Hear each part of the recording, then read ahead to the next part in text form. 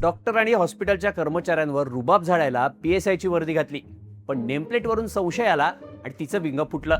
ही fake PSI Samina Inamdar उर्फ समीना पठाण.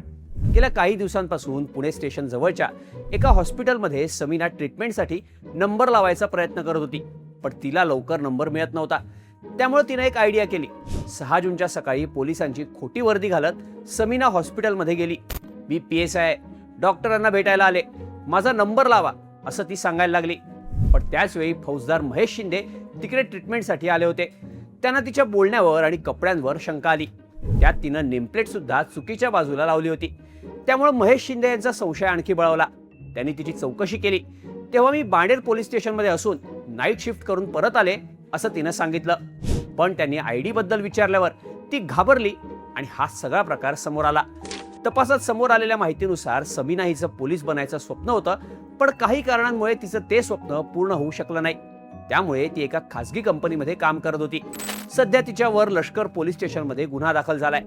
पण police नसतानाही फक्त डॉक्टरांचा नंबर मिळवण्यासाठी खाकी वर्दीचा रुबाब दाखवणारी ही खोटी पोलीस अधिकारी एका पोलीस कर्मचाऱ्याच्या हुशारीमुळे आणि चाणाक्ष नजरेमुळेच सापडली आहे.